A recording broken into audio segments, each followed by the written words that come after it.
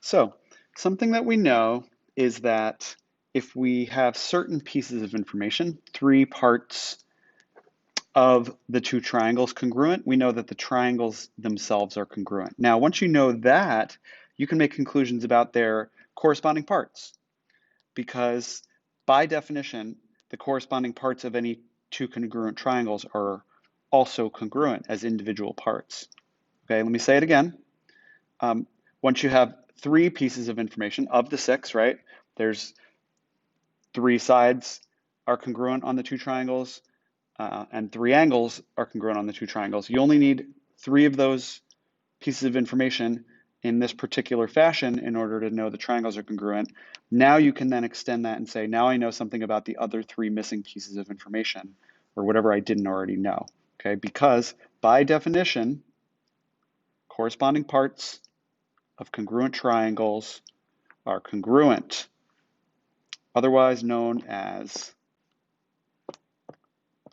CPCTC.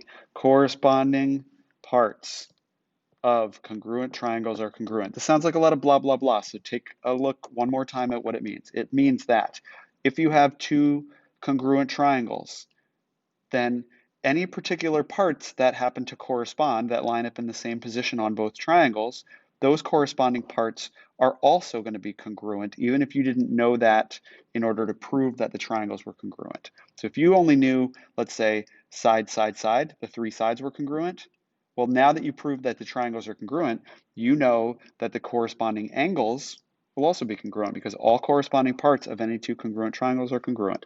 CPCTC, and you can write it like that when you're writing a proof.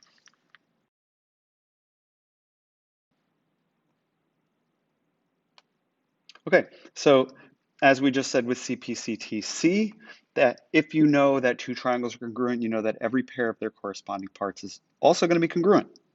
So given this information, that angle KBC with the single mark is congruent to angle ACB with the single mark. Notice we're going, when we say KBC, we're naming from the one with 2 marks to 1 mark to none. And same thing with the matching congruent statement from 2 marks to 1 mark to none. Okay, all the vertices line up in their corresponding positions. Anyway, that angle is congruent to that angle, it's given.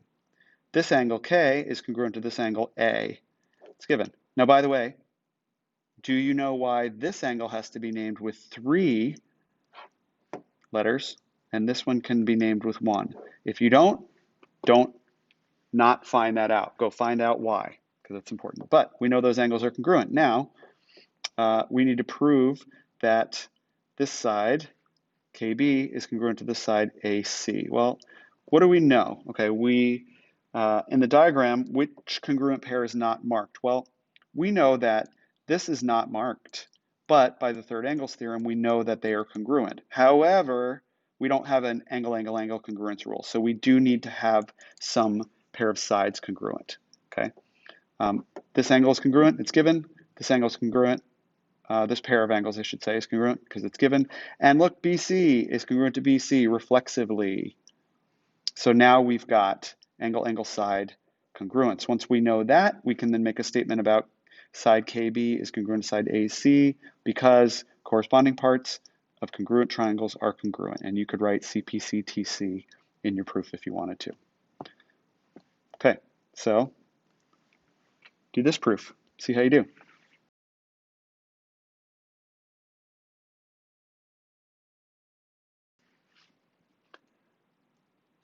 This problem is a really great example of how humans are extremely clever. Watch what happens here. Thales, a Greek philosopher, is said to have developed a method to measure the distance of a ship at sea. The ship out here, we don't know how far that is here from the base of this tower, and it can't really walk and measure it because it's water, right? But he made a compass by nailing 2 sticks together. Standing on top of the tower, he would hold one stick vertical and tilt the other until he could see the ship S along the line of the tilted ship, essentially forming some angle, right? And then with his compass setting in the same setting as it was from here, he would swivel around and find some landmark, L, on the shore that was along the line of the tilted stick, essentially something that was equally distant from him here as it was from here based on the angle that he made. okay? Then, how far would the ship be from the base of the tower is the question, okay? Well, notice we've got this angle the same here and here. The tower is reflexively congruent to itself, and we have this angle. This is a perpendicular to the water surface, right? So we've got 90-degree angle, 90-degree angle. What do we have? We have angle, side, angle congruence. And then what do we know from that? Well, check it out, okay? If we do that, it's given that this angle RTS that he made here is congruent to this angle RTL that he made here, spying that and that, whatever happened to be in the right down at the line of his view, same as the ship. This is congruent to itself, as I said, and these are both right angles because this is perpendicular and all right angles are congruent. So that angle is congruent to that angle. Now we know that the triangles by angle, side, angle, triangle TRS is congruent to angle, I'm sorry, triangle TRL.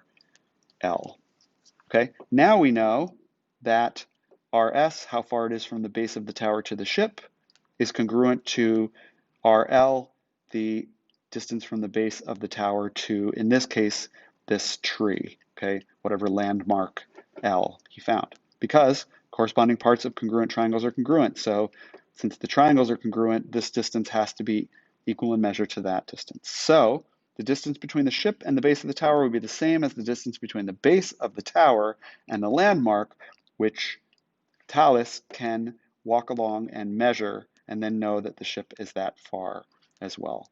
Pretty clever, right? Now you might say, oh, he has to go down and measure that. Well, it could be that he knows the distance, if he's using this regularly, he knows the distances of certain landmarks because maybe they're pre-measured, and so that's handy. Yep. Anyway, clever, right? Clever use of CPCTC. Okay, given what you know now, see how you do with this got it problem. You're given this information, you need to prove these angles are congruent. And also this refers back to the problem we just did, which is if this landmark here that Thales has spied at the same angle were not at sea level, would the method in problem 2 work? Puzzle it out, try and explain it, and then you can see what's given after you restart the video.